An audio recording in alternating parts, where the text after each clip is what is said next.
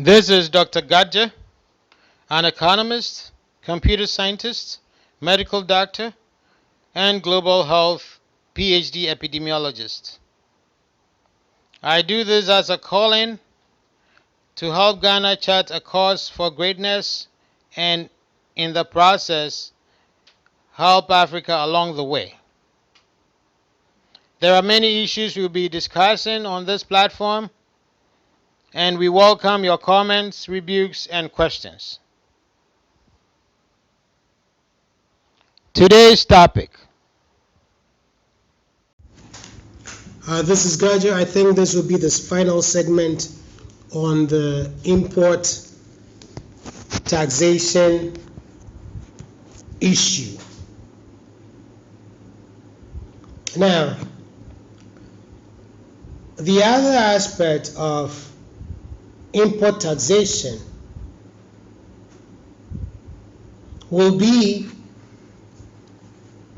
how it affects the quality of life of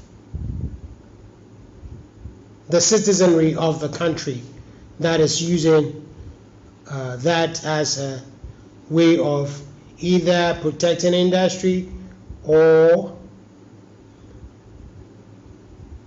creating revenue.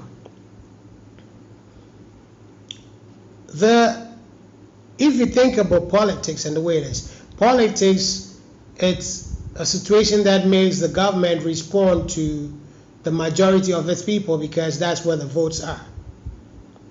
And in terms of protecting the industry, the industries that were protected or are being protected in the countries that still use that as a protection have numbers in terms of staff that are not significant. And so I don't think that should scare any African government from removing those taxes and tariffs so that the citizenry can enjoy cheaper, superior goods and products that are imported into the country. And so when they are better off, that's where the votes are for politicians. That is where the votes should be.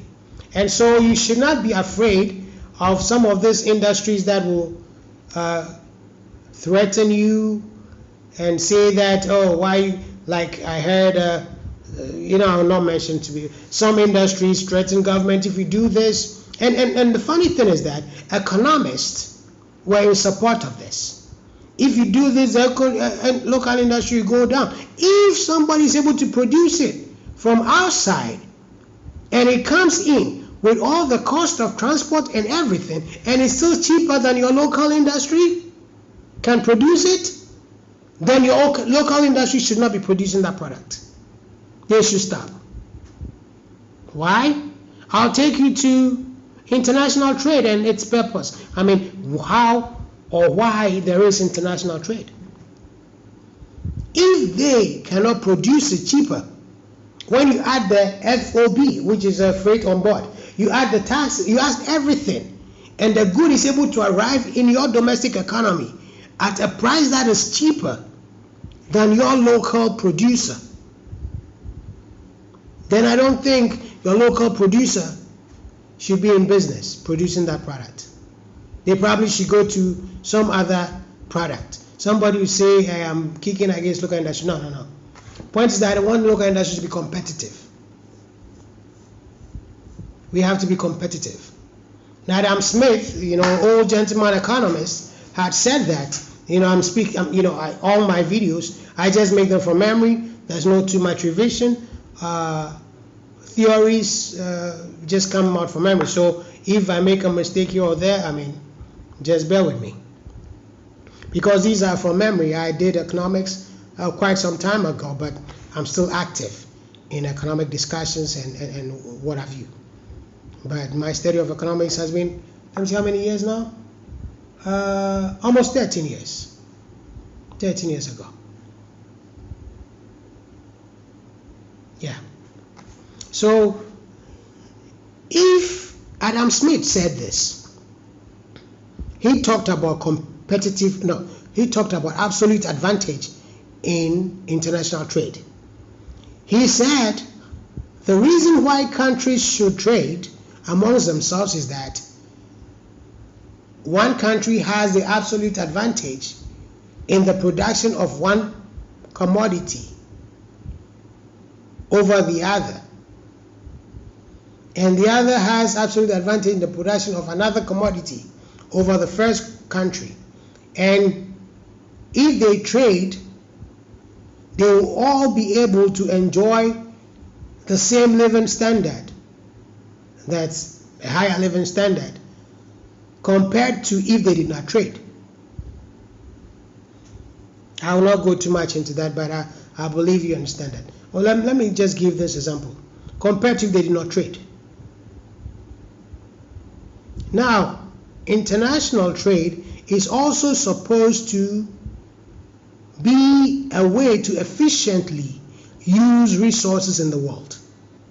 So that should be in your mind. Put it on one side. So it allows countries who do not have the ability to produce one product still enjoy that product.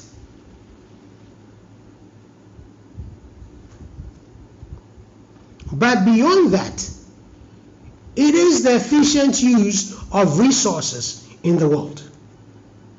So in terms of the global economy, in using, let's say, what do I say? Because one country has an absolute advantage in the production of that product, their cost is low compared to the other country that does not have the absolute advantage. So if their cost is low, that means they are using less resources than other countries in producing that product. And we get to enjoy it, although we don't produce it. And so our standard of living is improved, because without trade we couldn't have enjoyed it. And if we start to produce it, we produce it at a cost that is higher than that country. And that is exactly what we do when we put tariffs and try to protect local industries who cannot produce the product at a competitive cost.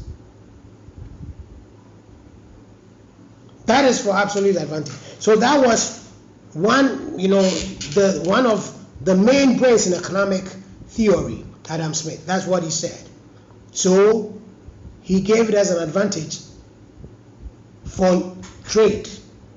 And it was on that ideas such as the Bretton Woods and all those things came out from, and determining to use the dollar as the rate, as the currency of exchange and all that from gold and silver that it used to be. So there's a lot into that. Now, after Adam Smith came the theory of comparative advantage.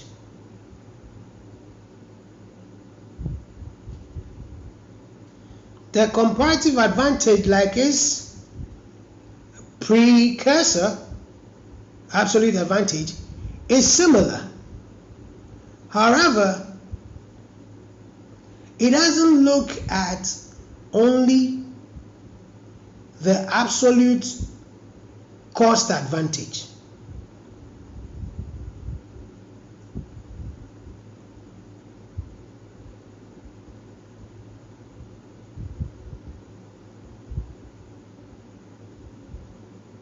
Between two countries.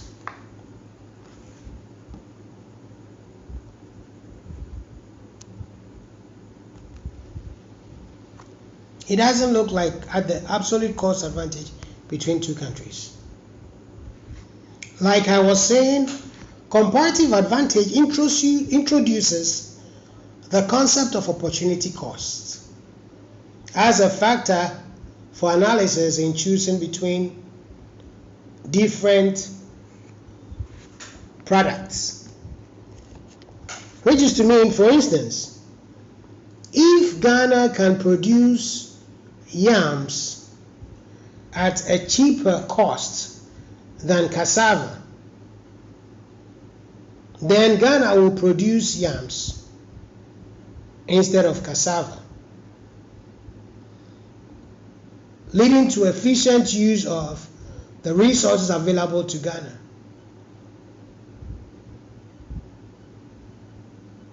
You understand this? I hope I'm not confusing you. In terms of absolute advantage, a country has absolute advantage. But in terms of comparative advantage, it is a country weighing itself within itself to figure out where can I produce this thing cheaper and probably still have absolute advantage on the global market.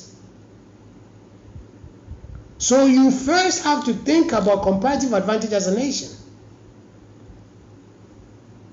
Making sure you are producing within your economy the most effective and efficient products, or in a way that effectively and efficiently uses your available resources.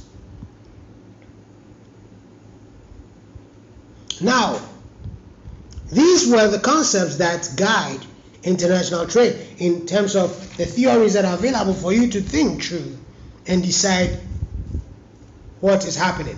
Now you realize that in this, underlying these concepts or these theories is the ability to consume something at a cheaper cost than you can produce yourself. So the bottom line of this international trade concepts is superior life standard. It's the ability of you to have a living standard that is higher than what your country can provide for you using its own resources. Let me give you a practical example. For instance, let's say Britain produces, UK produces milk that is of higher quality than the milk that we produce here in Ghana. Which means that if we consume that milk, our health is enhanced, I'm assuming, and so on and so forth, than to consume the milk in Ghana. I'm not saying that is a fact. I'm just giving an example, please. Now, which means, in that case, I am better off consuming milk from UK. But with the regime of import taxation that we have, and especially pegging it against the foreign currency, makes it impossible for me, who is a local of Ghana, to consume this high quality milk. So my life or my standard of living is made worse off because I don't have access to consume that, and the only reason is because there is a dollar import taxation on the product, making it more expensive than my budget can allow.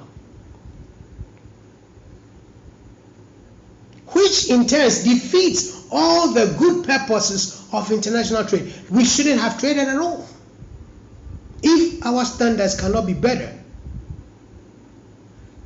We shouldn't have traded at all. And if that is the case, then it begins to look as if we only want those who have more money to have a better standard of living. So if that milk enhances health, then we only want them to live long and be well. Which means the majority of our population is not experiencing, because they don't have access, they don't have the money to purchase the commodity that will give them a higher standard of living and even longevity or fitness. You see what I'm trying to say? So the import taxation and the ways of pegging it to the dollar creates a problem which makes the locals who don't have money unable to consume good products. Good products. But I believe who doesn't want good? Everybody wants to consume a better product. And apart from the fact that they are not able to consume good products, They are being protected. The local industry is being protected because of, or the shoddy good industry is being protected because of the import taxation, which is also dollarized, making it worse, such that products that are not of high quality are available to some of us because the price of the better quality milk has been artificially increased as a result of the taxes. That doesn't help. That does not help. And it goes all the way to affect the factors that determine health. There are factors that determine health, the health determinants. And if you look at the WHO's plans, he says sustainable development goals. It is kind of anchored on social determinants of health. Food is also part of that. The kind of food you consume. But this is based on the economy. How much money do you have? Economic factors. How much money do you have to be able to consume that milk? Maybe if it was made without the taxes, it's its own price. Maybe some people will even be able to get into the market of that milk. And so more Ghanaians will be able to consume the better quality product.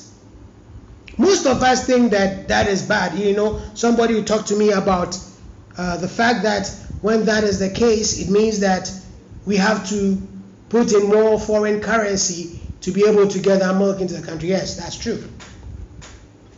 If more of our people are consuming it and having higher standard of living, and so are not sick often, are not out of production often, are all working, you see, that is a wash. That is a wash, because more goods and services are produced in the economy, for which, if it is taxes that you want, the more goods and services means more taxes to the government, or more production taxes, more income taxes, because more people are working in the economy. That is something that you realize, that if you are protecting the local industry, that will give more people working than in this particular case, because here the labor is from outside, it's from the UK. So that point, I've downgraded it. So downgrade that point. But the point I'm trying to make is that depriving your people of quality product is not beneficial, given all the problems that come with consuming inferior products. So everybody must be focused on providing the better product for its citizenry.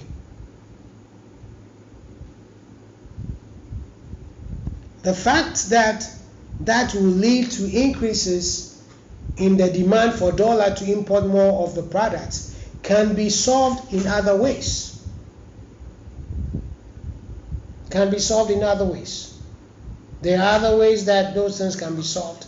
Some through bilateral agreements that provides foreign currency as we need it, whilst we back it up with some collateral of some valuable, which collateral will never be taken away from us, instead of what we've been doing so often, using the collateral itself to purchase the product. That is a wrong policy. Think about it. You take gold to buy oil being so volatile, and even as soon as you open it, the air is eating it up, right? Petroleum, I'm talking petroleum oil. As soon as you open, the air is eating it up. And then you take gold, which is so durable and so undestructible, and use it to purchase this thing that as soon as you open it, it is finished. You know, one thing we learned from barter trade was to change commodities that can be considered similar, just to help in reducing the loss gap between who needs it and who is just trying to exchange to help the one who needs it. There's always a gap between the two, because one benefits more, and the guy who is just trying to exchange to help the other guy benefits more. The guy who needs it loses. So in this case, Ghana will be losing, and you guys have seen reports to that effect, and so on and so forth. So instead of a policy like that, you can go into a bilateral relationship and hold the gold as collateral. When you have a collateral, I don't give it to a bank. I mean, in very bad negotiations, they will say, oh, then ship the collateral to somebody else, so they will hold it in case you default, because you probably are a very high risk debtor. In those situations, those things can happen. But I'm assuming that all things being equal, you are a fair debtor or you're a fair country, and so you go through these bilateral relations and you hold the gold in anticipation that you will pay back the debt. You know, like dollar has been seasonal. Every economic activity is seasonal. If you watch the patterns, you'll be able to figure it out. And you only need it if you think you need dollar. I mean, if Ghana is regulating their dollar demands very correctly, and even knowing their dollar supply as they should, then they will know where they are in the dollar thing and be able to use those policies to affect what they need for dollar to be able to import the goods and services they need. I realize that when people are coming into the country, Ghana, they give them a paper to fill, say how much money they have on them coming into the country, and when they are leaving, I think they do the same. But these things are not done outside just for doing sake. It is entered into a database so that you know how much dollar came in today. That is part of the dollar supply in the economy, and that will be part of determining the price of dollar. When people are leaving, you take that information, you put it in your system, a database, to be able to determine how much dollar left the system. Which means if you know your demand for dollar, when a lot of dollar has left the system, you know you have to provide dollar from the central bank to augment the loss of dollar, such that the price of dollar will not go up that much. In the same way, when a lot of dollar comes into the system, because you know how much dollar you need, if this is an excess, instead of allowing the price of dollar to fall, you take the excess off the market so that the price of dollar will be stable. Now, stable dollar helps in forecasting. It helps business in forecasting. It allows you to attract investment. Now, not to say that investment is all that great and all that, but it allows businesses to, I'm talking about foreign direct investment. It is somehow some transfer of technology, so at least that is great. But when you see foreign direct investment coming in, you know how much money is coming in. If it's coming in dollars, you see them come to deposit the money, you use that. At times, some countries delay the amount of money you can take outside or lessen it. Like in the US, you cannot take more than 10,000 outside. You have to go to the banking system. As it goes through the banking system, instead of money being transferred immediately, you get it today. Depending on its magnitude, there is delay.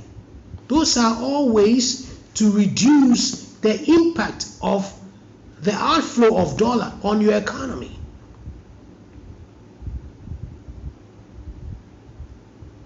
I was trying to mention the other time in terms of the taxation, as it crowds out local businesses, right? It's a crowding effect, like all these treasury bills. It's a crowding effect. There's no money to give for loans and all that because the government is paying higher interest than the bank will pay for people who save their money with the bank. So more of the money goes to the government, crowds out private sector, and no government should be happy with that. because the private sector, we've said it more times, there's the engine of growth, yeah. But are we enabling them do what they have to do? So some of these things, although we don't realize them, is negatively impacting our economy. We are not able to consume superior products because of import taxations. People are not able to access these products, and we get zero for it. The value for import taxes to the government is zero, because the value for a country's currency to its government is zero.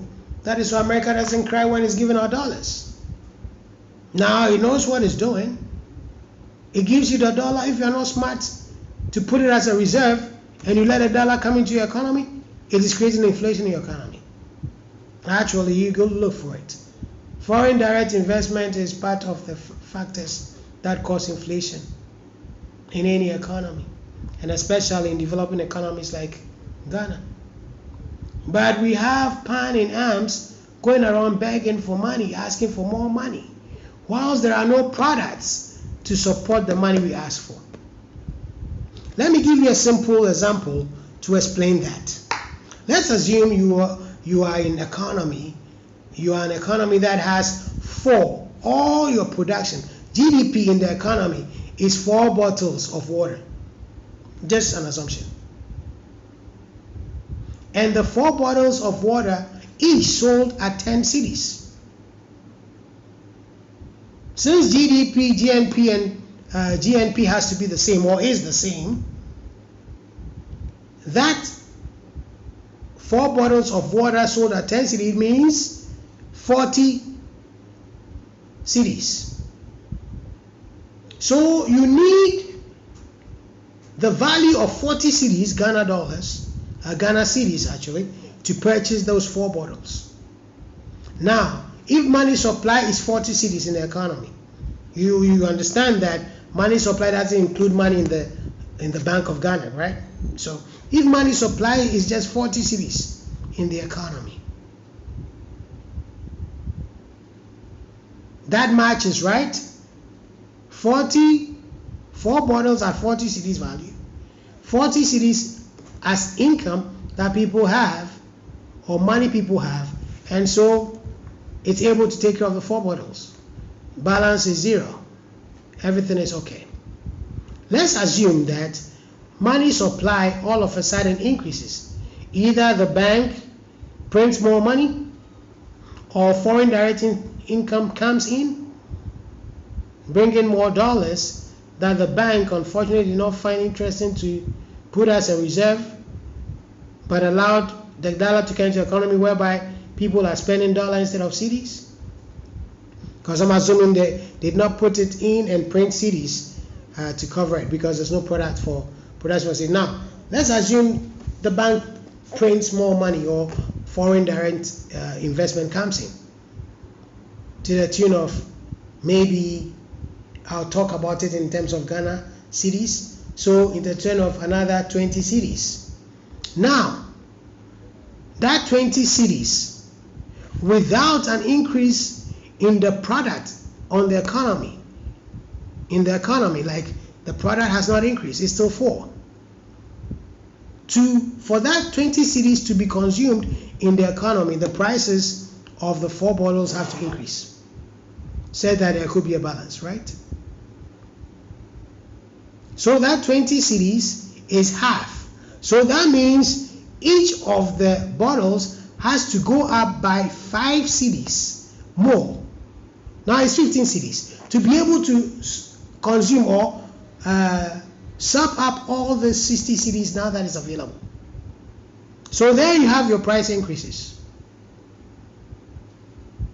On the other hand, if there's an increase in the products in the economy from 4 to 6,